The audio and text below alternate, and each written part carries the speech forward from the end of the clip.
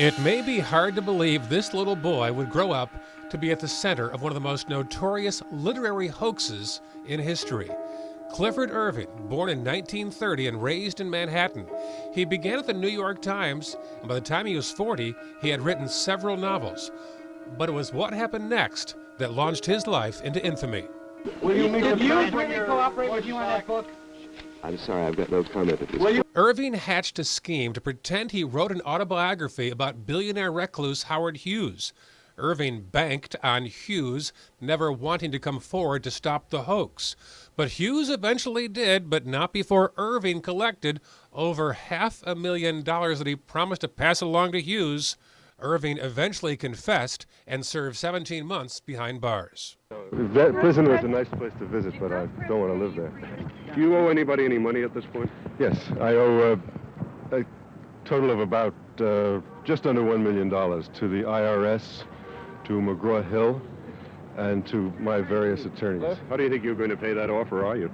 Slowly. I really wanted him to write a memoir because his life, apart from the hoax, was so fascinating. This is Julie Irving. This sophisticated Australian met Cliff on a ski lift in Aspen back in the 1990s, and despite their 20-plus year age difference, she, according to Wikipedia, became his sixth and final wife. It was the stories.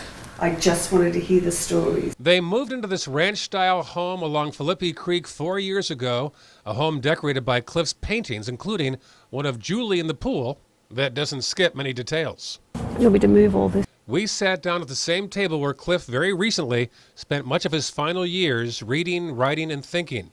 I began by asking Julie about the hoax that later defined his life.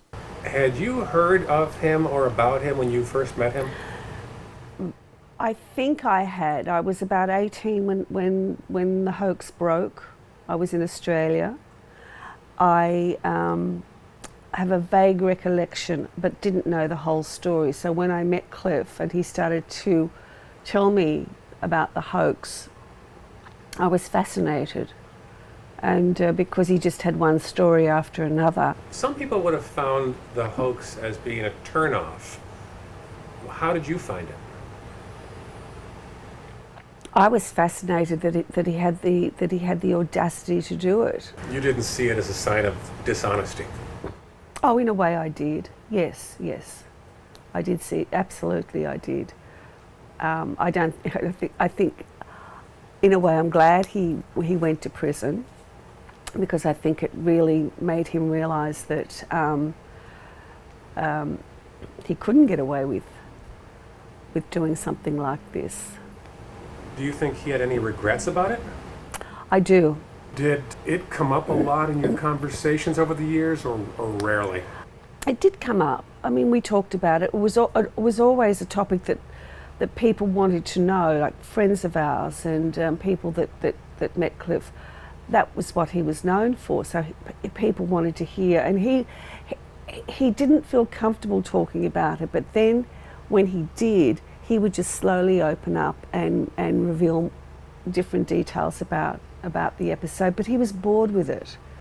He says, as he said, this was a situation where I did this in the 70s.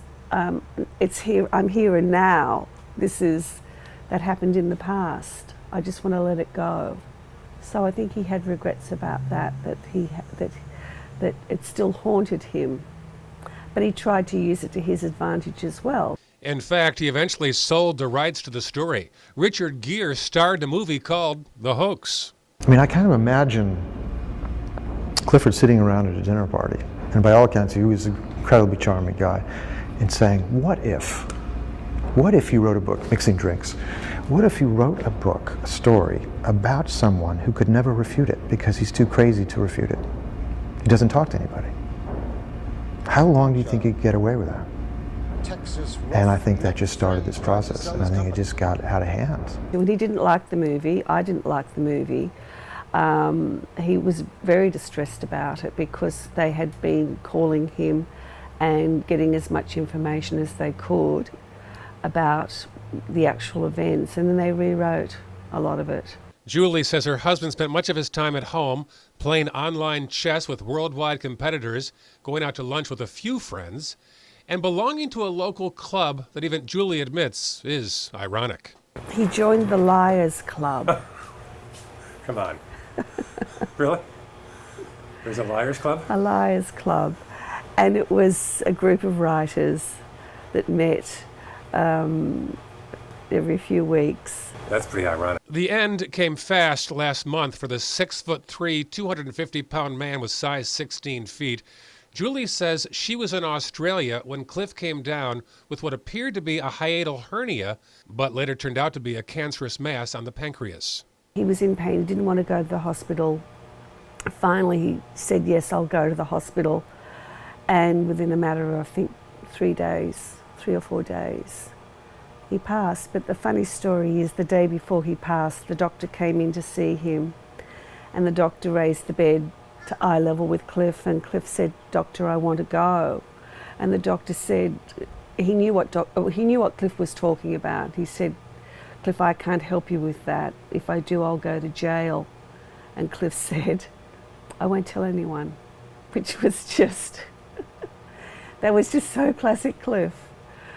You know, and everybody, the doctor just roared with laughter at that. Cliff's death at the age of 87 was written up all the way from the New York Times to the Aspen Times. Despite his very full life, it was the hoax that is still detailed in bold print next to his picture. Julie understands it, although she wishes people would realize. His life was so much more than the hoax. And as for Julie now, well, she's very matter-of-fact about his death. I still haven't processed it. He wanted to go. He was ready to go, and I didn't want to see him in pain. And he'd lived a full life. He was 87. He was ready to go.